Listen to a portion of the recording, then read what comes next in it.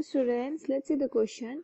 Reactions which involve change in oxidation number of the interacting species termed as option A reducing agent, option B oxidizing agent, option C oxidants and option D redox reactions.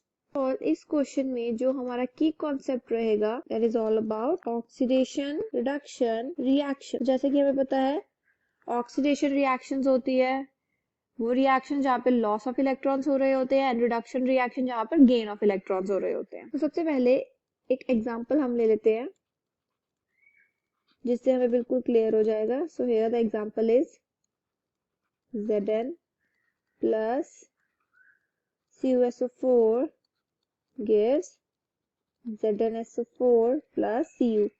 सो यहाँ पर ये एक displacement reaction भी हो रही है but now अब हम यहाँ पर देखेंगे इनके ऑक्सीडेशन स्टेट्स क्या पर है. So here in the reactant side जो Zn की ऑक्सीडेशन स्टेट है that is 0 and in ZnSO4 यहाँ पर उसकी ऑक्सीडेशन स्टेट है +2. अब आ जाते हैं हम कॉपर के पास. सो हेयर कॉपर की यहाँ पर हमारे पास ऑन रिएक्टेंट साइड है +2 and on the product side है यहाँ पर 0. तो यहाँ पर हम क्या देख रहे हैं हमारा Zn से ZnSO4 में कन्वर्जन हो रही है. सो यहाँ पर इंक्रीज इन ऑक्सीडेशन नंबर है. सो दैट मीन्स यहाँ पर ऑक्सीडेशन हो रही है. Got it. And in case of CuSO4 is converting into Cu. सो यहाँ पर हम क्या देख रहे हैं यहाँ पर रिडक्शन हो रही है. Got my point.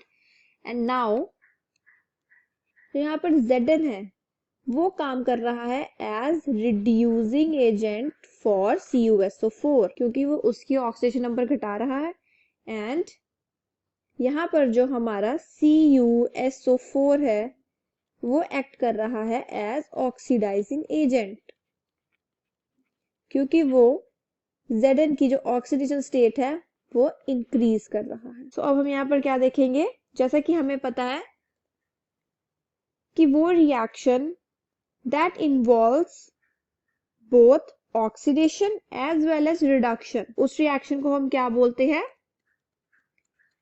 redox reactions which involves both oxidation as well as reduction. Got it.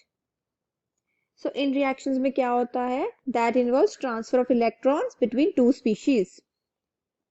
So that means option D is the correct answer, that is redox reactions. I hope you understood the problem well. All the best.